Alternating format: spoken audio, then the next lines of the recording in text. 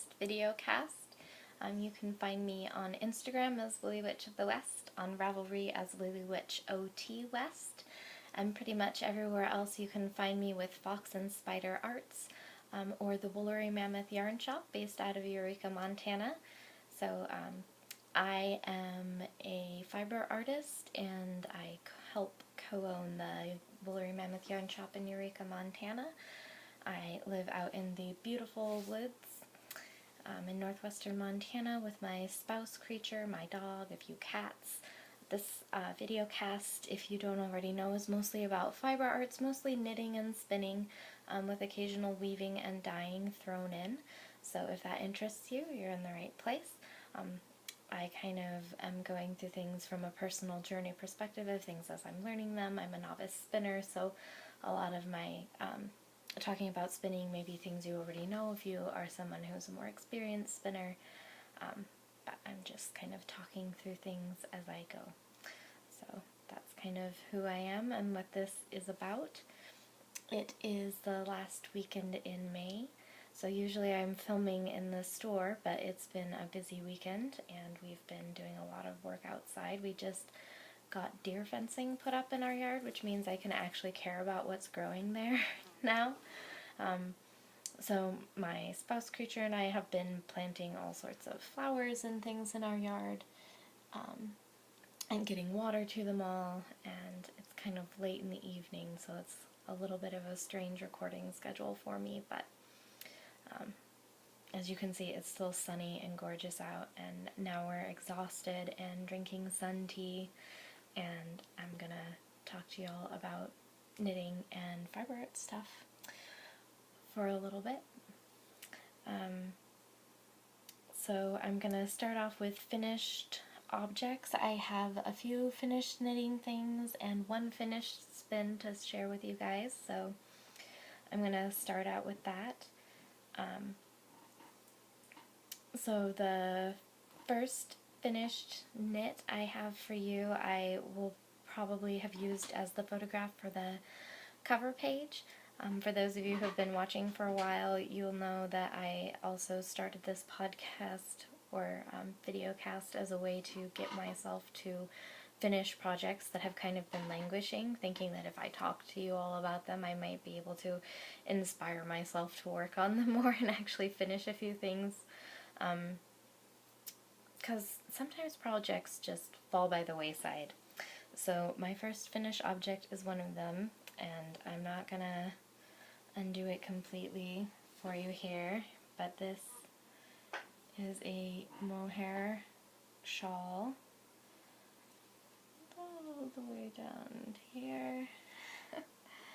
So this is the ruched Azalea wrap is the pattern. It is free on Ravelry, and as you can see, there are these great gathers in there that give a lovely texture to the fabric as you go. And with this yarn, that's kind of what I was looking for.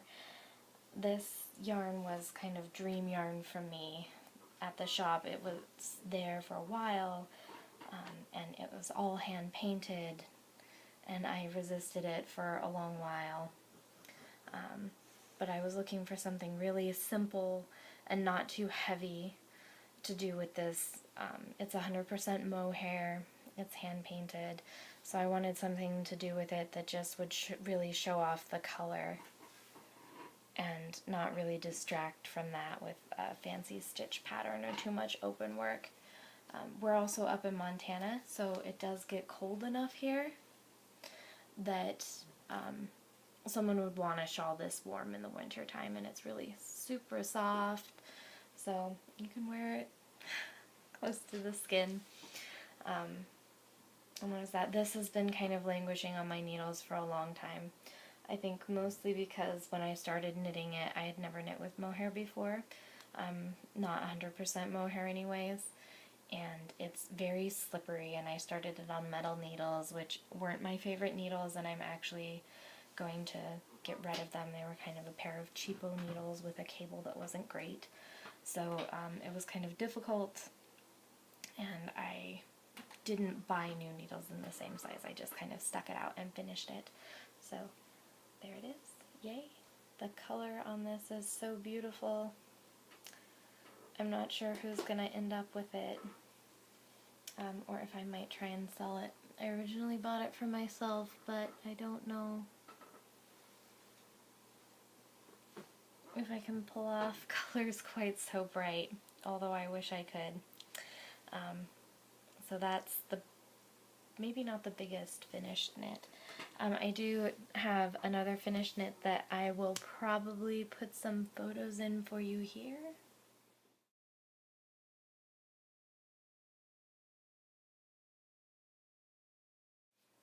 So our community out here, we're really lucky to have a bunch of different, or two different nonprofits that do things based with the arts. One of them is a community arts center that has dance studios and classrooms for various art classes, called the Community Arts Center, and they have an annual event called Trash to Flash. And as you can see from the photos that I just posted, I knit a dress for this fashion show out of baling twine, which was definitely an experience. And I think I talked about that some last episode. But I promised photos, so there they are. It was really fun, and I will probably not be knitting with twine again. I can check that off the list of things that I've done now, so I can just move on from that.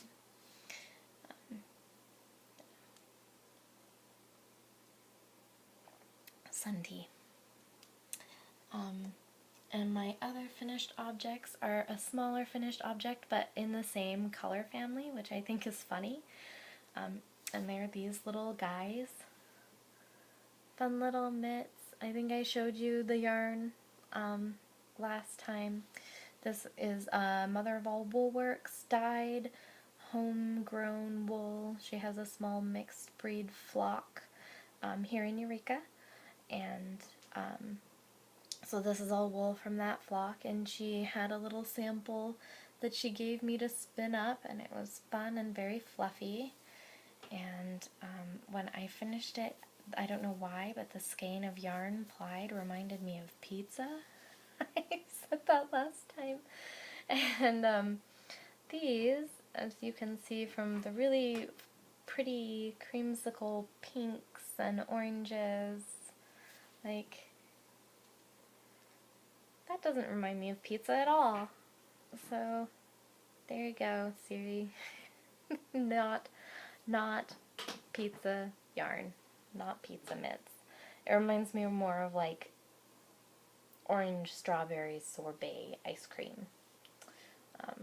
And I love them, and I had just enough 75 yards to make these little mitts and have a tiny little bit left over. So there's that. Excuse my gardening hands. Yum. So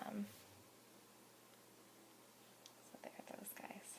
And there wasn't a pattern for those, I just made them up. I haven't knit little hand mitts or arm warmers in a really long time, but they were the second thing I ever taught myself to knit, aside from a scarf. I think I did a scarf, a couple arm warmers, and then socks were the first things that I knit. And it's good to remind myself, I really like making these. People also really like buying these, so if you're a knitter trying to sell something, or knit things to sell just because you want to, arm warmers will sell, although it's hard to get what they're worth. That's the catch, right? So there are those. Should I just do all the knitting and then all the spinning? I think that's what I'm gonna do. So moving on to things that I'm knitting on right now. One of my personal knitting goals for 2017 is to try and knit at least one pair of socks every month, and it's very close to the end of May now, so I'm sure you're all wondering if I've met my goal or not, and the answer to that one is no, not exactly. I'm giving myself a little bit of wiggle room because I did knit an entire dress out of twine in the middle of the month for Trash to Flash, as you just saw. One of the things that the Woolery Mammoth is doing right now is we're offering sock Sunday classes, where every month there's a different sock pattern that you can choose to follow along with and come in on Sundays and learn sock knitting techniques. So I am test knitting all the socks for those ahead of time. And I have an almost finished pair of socks. So here is the sock. Finished. Can pull that back. So these were really fun. These were a really quick knit. So this pattern is the Thuja sock pattern, and I have my phone here and I brought up the various patterns here. So this is a pattern by a male pattern writer, which I thought would be good for June since we're doing kind of socks for dad or guys. So this is by Bobby Ziegler, and it is free pattern on Ravelry. The pattern is written for one solid color. I chose to do mine with a contrasting cuff, toe, and heel, and it is, I was trying to choose another sock pattern that would be good for a novice sock knitter and maybe not be quite so as intimidating as some of the other sock patterns that we've chosen this year. And this was one of the patterns that I came up with. So it is, obviously, it's a design for men. It was a men's sock. He designed it for his dad, which I think is cool and perfect. And it's knit with Aran weight yarn, and I knit it on size 6 double-pointed needles. And it's a cuff down construction. So it's a really fun sock. It's got a good basic introduction to the slip stitch heel and a standard, heel flap and gusset. And this little textured rib on it is just, I thought, a really lovely accent detail on the sock, and it's very simple. So you have something different to do. Kind of every other row is just plain knit, and then there are some pearls thrown in every 3 stitches, and it continues the ribbing down from the cuff really neatly. So there's that. The other sock, which I said was almost done, is almost done, and would be done if not for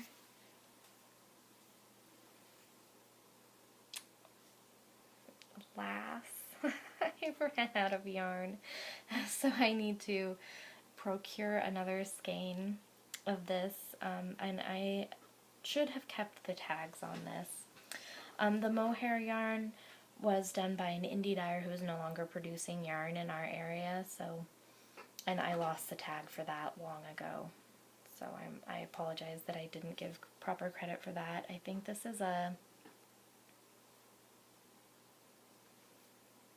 okay, I'm not sure what brand yarn this is, but it is something that we carry in the shop. It's very soft. It's a merino, superwash merino acrylic cotton blend, and so it should be safe to put in the wash. And I'm knitting these up.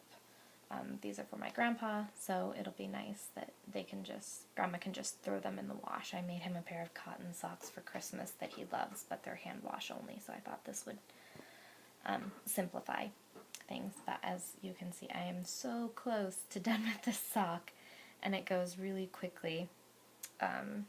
These needles I can talk about real quick.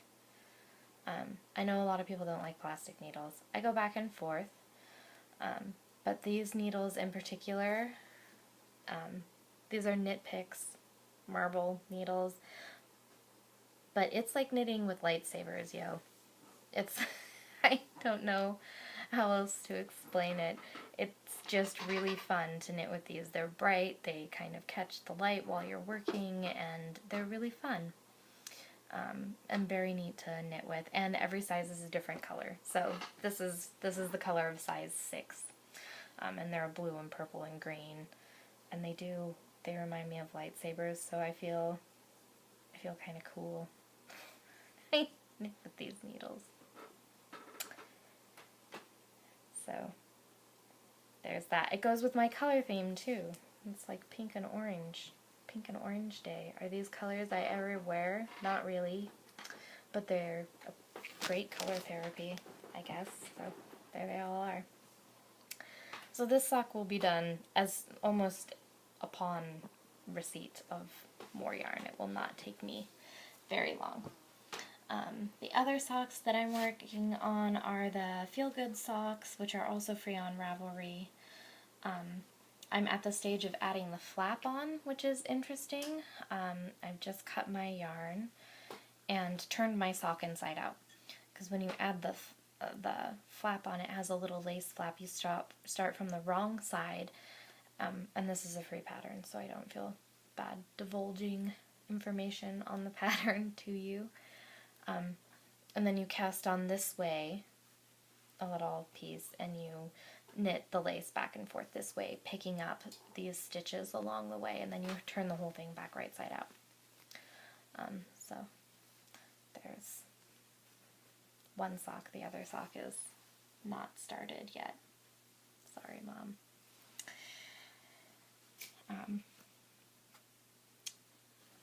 So there's that. What else I have on my needles is that I have restarted a little shawl thing with this yarn that Betty sent back to me. I made her some bats to spin as part of a fiber trade, and she spun it up and sent it back to me to knit up. How cool is that? So I have this here. It has some mohair in it. It had some mystery wool. The purple is merino, and it has a little bit of sparkle in it. I'm not sure if you can see that. I don't think cameras really pick up sparkle very well, but there is. And so I'm just knitting up. It's kind of like the Riverside shawlet that I knit up with my handspun that I made from the fiber that I received from Betty. I'm just kind of winging it. So it's basically got a little picot that's worked along the way. So it gives you these little dudes that hang down there, and just a basic yarn over increase that gives you that little bit of lace on the edge. I'll probably pick up this tail and crochet a little bobble for the bottom part and see if I can work that tail in so it's a little less awkward than it was on the original shawl I did, and I'm just starting to get a little bit of the purple striping in there. And this is a heavier weight yarn. It's neat to see what someone else spun with the bats that I made up, so that's pretty cool. And I'm knitting this with US size 11 clover needles, and the cables on these is not great. Since I started working at the Woolery, my snobbiness in needles has increased. So I'm kind of working through the needles that I have and deciding which ones I want to keep and which ones I want to try and upgrade. And these may be on the upgrade list, so we shall see. So based on the Riverside shawl, not quite the same. I don't have any eyelet lace in yet. I may put some in. And if it ends up too close when I make my project page on Ravelry, I'll just list it as the Riverside shawl, which is a free pattern. And I don't remember the author or have that one pulled up, so sorry. And since let's see here, I'm losing track of myself, I've also started another little project, and some people are probably going to laugh with me. I feel like podcasters get like the same zeitgeist and all decide to do the same projects. Do we do that because we all watch each other's podcasts, or does it just turn out that all of us have way too many sock yarn scraps sitting around? I'm not sure which it is. So I have started, a lot of people have been making these a little metered square project with sock yarn leftovers. So here are a few of my little squares separately. And this is where I am so far in that project. This is not something I'll probably show every time, because you don't need to see progress on it every time. So the green is from my January socks, the blue is from the Speckled Space socks that I just finished for my spouse creature, and this pink and green yarn here. And also the bottom of this one is so funny because it's sock yarn from some of the first arm warmers I knit in like 2006, I think. And I just found it at the bottom of a bag after I had started this project. So it'll be fun to kind of see how it turns out. I'm not particularly... I'm trying not to have two colors directly touching like diagonal wise. I'm trying to break up the pattern a little more than that, but I'm not trying to space out each color too much. So I'm kind of going to see how the fabric ends up with a flow. And I know a lot of people have been doing blankets out of these, but I really want a skirt. I think ideally an A-line skirt. I think it would be really easy at the top to just pick up all the zigzags and knit a waistband and put some elastic in it. So that's my plan so far. That's obviously a long-term project, and I'm knitting this where you pick up the edges as you go, so the little individual squares that I knit on their own will be at the bottom and go together. And then you can see, if you look at the back of my work and see all the little tails, but then you just pick up along the edges of your triangles when you cast on, and you just work decreases, and that pulls them back into shape and gives you these little diamonds, which I think is so cute. So there you go. I'm doing it. I'm following knitting trends. Maybe, am I really though? I might be a little bit late to this particular knitting trend. I think it was like really cool last year maybe. Is it still cool? Am I cool? I don't know. But I think my skirt is going to be cool, or at least I'll think it's cool, even if no one else does. There's that. Okay.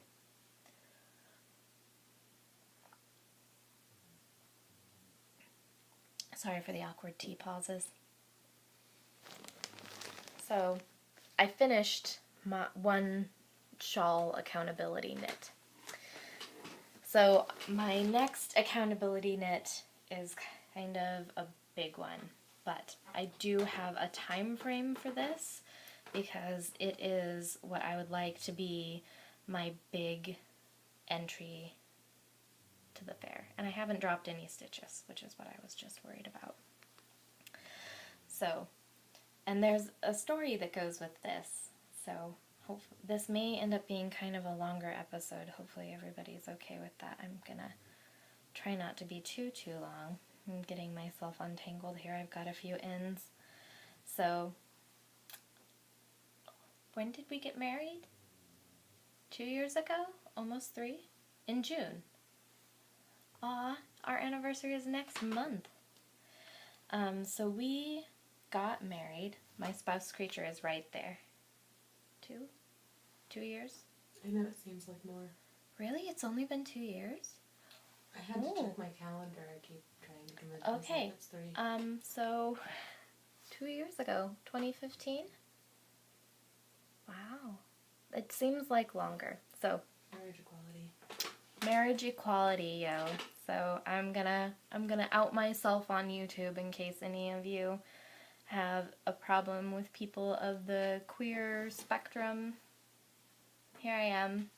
Hopefully, if you've decided that you like me, maybe that will encourage you to rethink your thoughts on that front.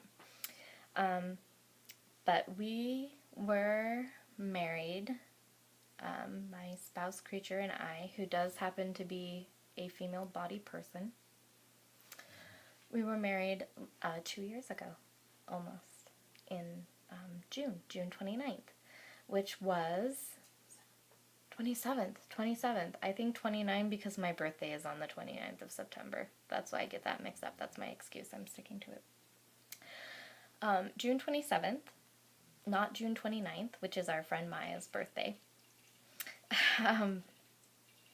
We got married, and if that sounds close to another important date for any of you of the queer variety, that would be because that was actually the day after the Supreme Court of the U.S. passed the marriage equality measure for the entire country. So that was kind of a big deal. And we live in Montana, and we had marriage equality here since November. And we went down to the courthouse in our little Montana county and got legaled as soon as we could after that measure passed, because we had been waiting a long time, and we had had a debate going on as to what did we want to do about this. We've been together for much longer than 2 years, more than a decade in fact now, so that's a long time, and we're pretty committed. But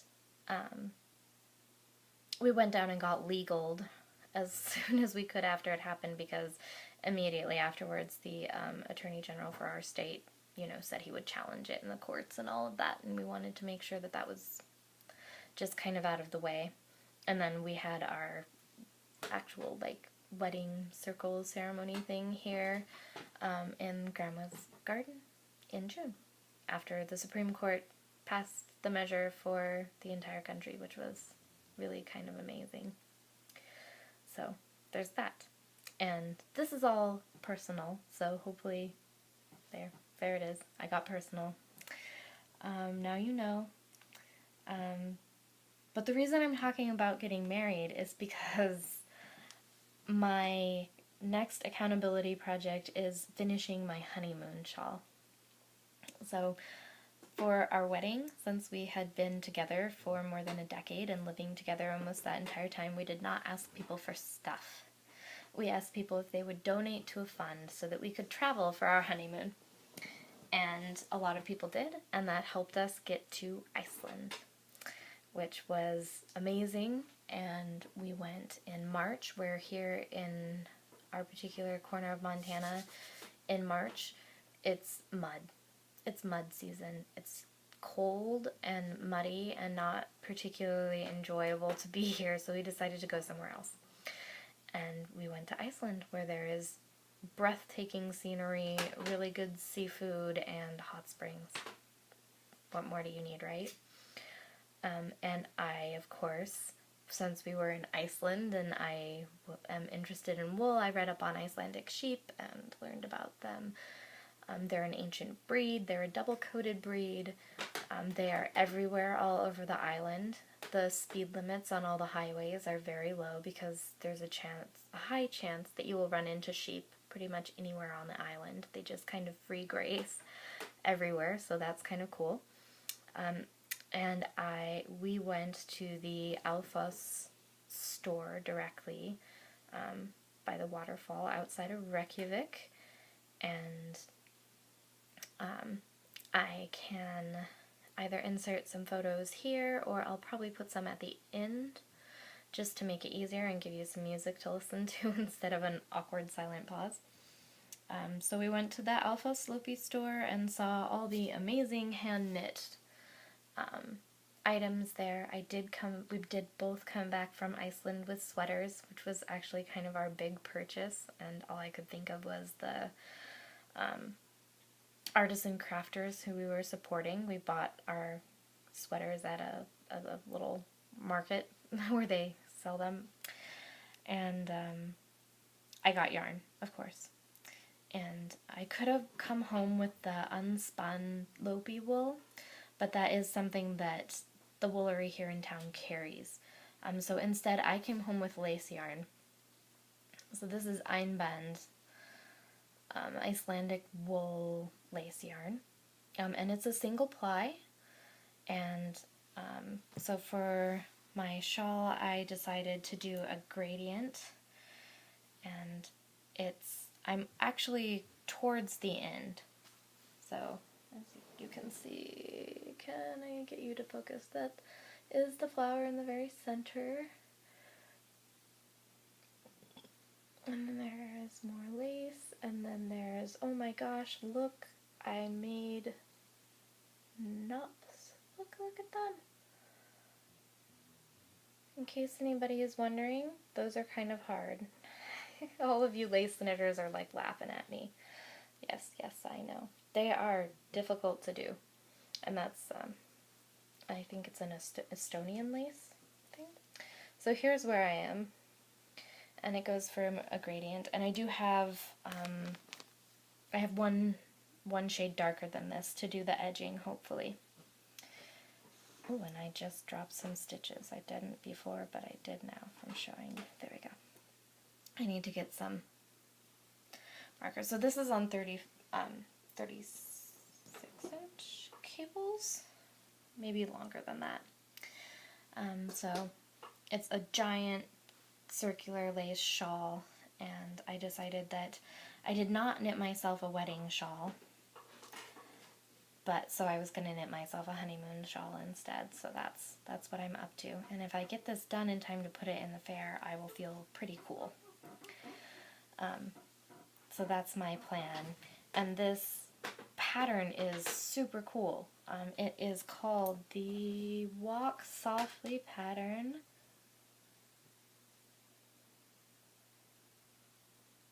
I have it up. And I have started a project page for this on Ravelry if you want to look at some photos that I have up. Oh, not Walk Softly. It's called the Tread Softly pattern by Mandyz Moon.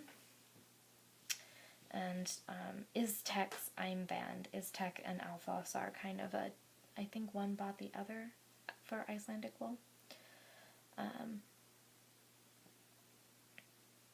And I did purchase it at the Alphos wool store in Mosfellsbær, Reykjavik. So there you have it. That's my new accountability project. And I think a lot of the reasons why I haven't worked on this, I got kind of overwhelmed. I don't remember exactly when I set it down.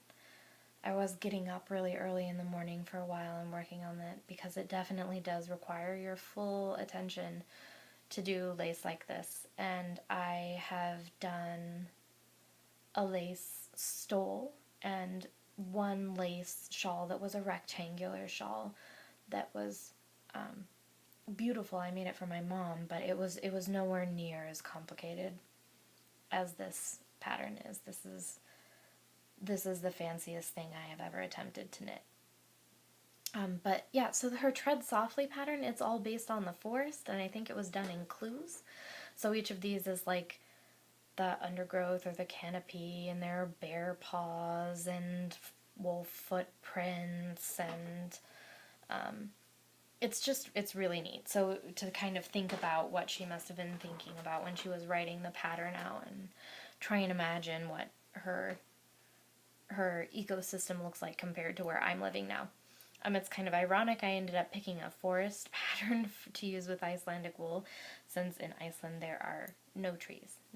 It's a very cool volcanic landscape with very, very few trees, because it is super windy. So there. I've talked about that quite a bit. I will put in some photos, and if you guys want to hear more about Iceland or what it was like over there, please do ask me some questions below. I'd be happy to talk to you about it and post more photos if you feel like I didn't adequately post enough photos towards the end of this video. Just let me know. So, done with knitting, on to spinning.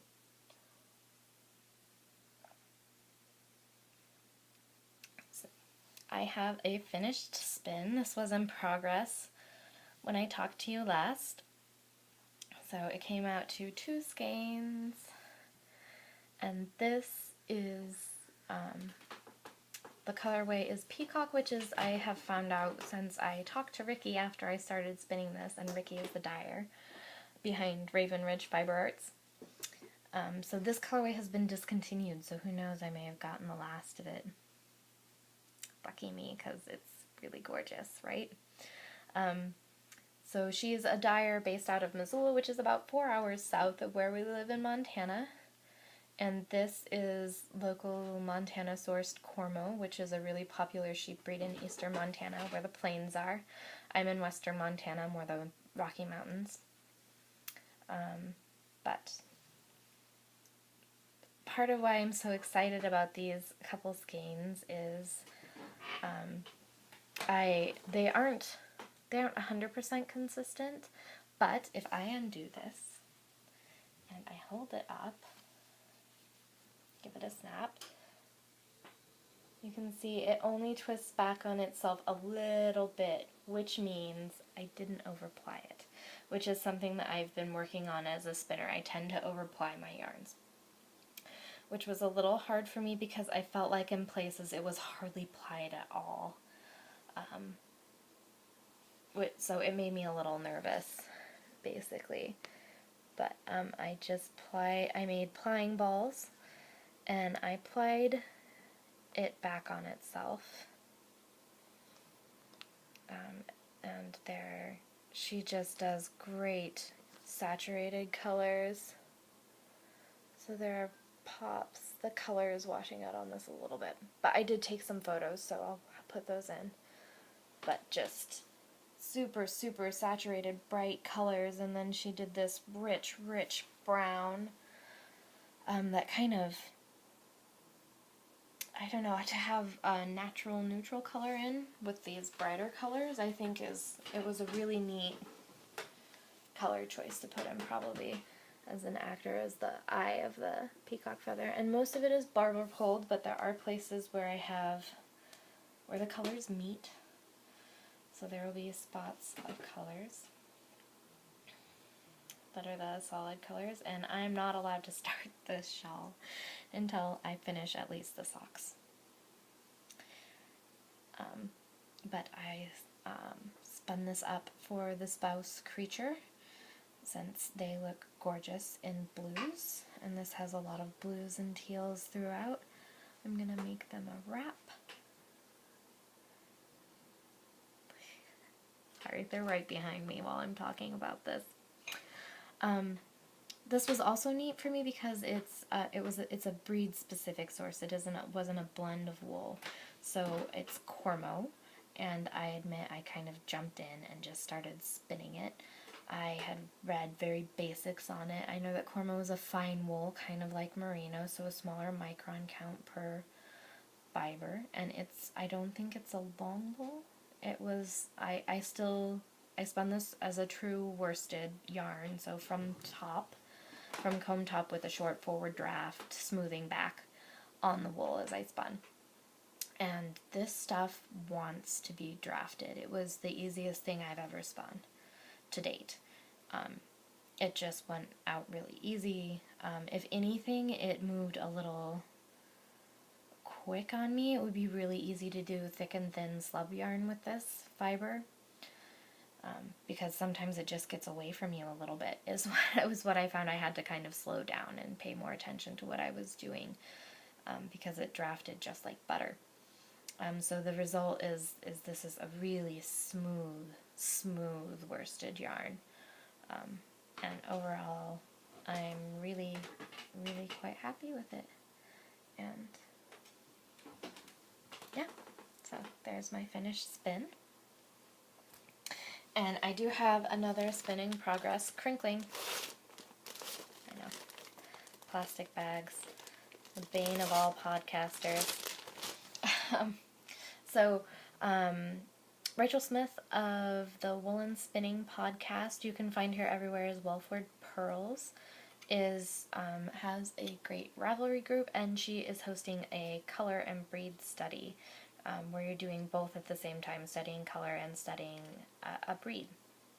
So I opted into that, and I bought some of the fiber that had been specifically dyed up for it from Crafty Jack's Boutique, who has an Etsy store. They're out of Canada. They're over in BC, so actually they're quite close to us.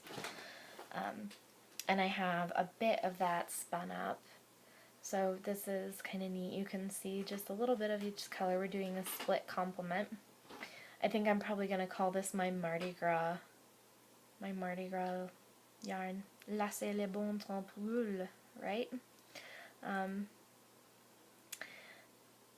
So this is my first ply, and this is also the BFL. The other breed that we have is Gotland, which she dyed over gray for that, and this she dyed over white. So the colors were brighter, and I spent a long time debating what I was going to do with it. And with the colors quite so bright, I decided that I was going to fractal spin them. So this is my first bobbin, and it came in a big long bat. So I'm going to talk to you just a little bit about fiber prep, and then I will be done because I have no idea how long this episode is, so we'll see. So to do this, I basically split the bat. It comes in one big piece, and I pulled it apart, which is something that I learned to not be afraid of, basically, from Rachel. And watching her pull things apart to do different fiber preps to take what you have and get the yarn that you want. So I split the colors, purple, yellow, green, and then you're splitting those into thirds to do a fractal spin 3-ply. And there's only 50 grams of fiber, which is why it looks like there isn't very much on here. So with a fractal yarn, for the first ply, I split the purple into thirds, one for each ply. For the first ply, you spin all of one of those splits, all of the purple, all of the green, all of the yellow is how I spun it. And for the rest of it, I'll just show you.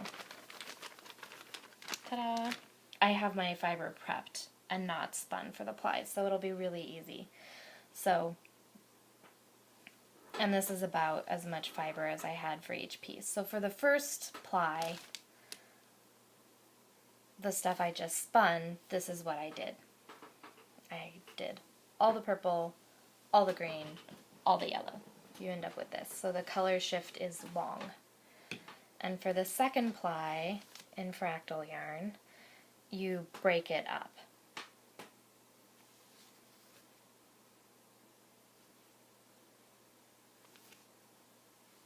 So you'll spin it like this. Purple, green, yellow, purple, green, yellow.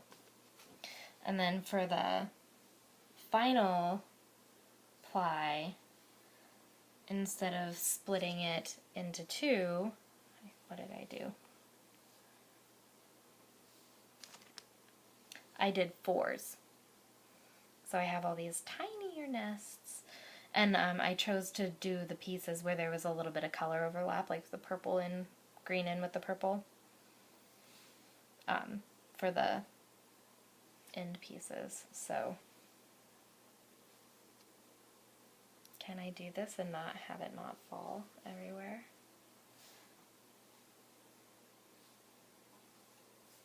I have faith. So the last, nope, there it goes.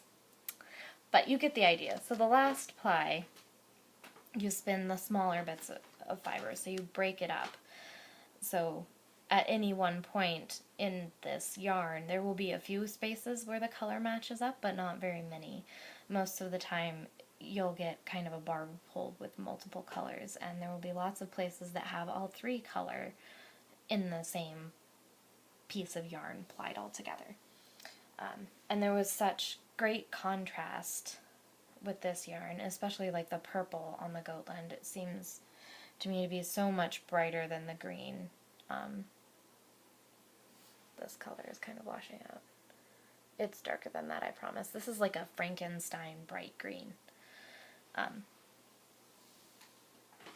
So the contrast is great, and I think it will make a really fun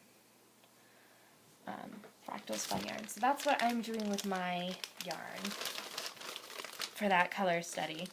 And that's not something I'm leading, that's something that Rachel Smith is leading with the help of Crafty Jacks as the dyer. And I'm just kind of spinning along, and their Ravelry group is great. So we're all posting our results, and people are doing different things with their wool, and kind of seeing how it comes out. I could have split this and done more sampling, but I decided to just go ahead and spin the entire 50 grams since I would be already be splitting it up into such tiny little rolls to do a fractal spun with it. And next I will figure out what I'm going to do with the Goatland. So this is BFL, and the other is Goatland. This is of the longest staple wool I've spun with to date, although it wasn't actually as long as I expected it to be. And I kind of just went to my default. I basically spin short forward draw, is how I can spin at this moment. I want to learn more, but that I probably wouldn't choose... I don't know why I would be adverse to practicing with this, but I wanted the yarn to turn out as a yarn that I was comfortable with so I could focus on the color as much as getting used to a different fiber. So if I wanted to practice learning long draw for woolen style spinning, I will probably do that another time instead of doing it while I'm working on this. And that's about it for me. So as you can see, it's still wicked sunny out here. It is still like 83 degrees outside. We're having some abnormally warm Montana weather. But the day is done as far as outside work goes. I'm gonna put some dinner on, and I'm probably gonna project for the rest of the evening. I will either be spinning or knitting. And I hope you all have wonderful yarn and fiber and wool-filled weeks. And I will see you in a couple more weeks with a few more projects. Bye!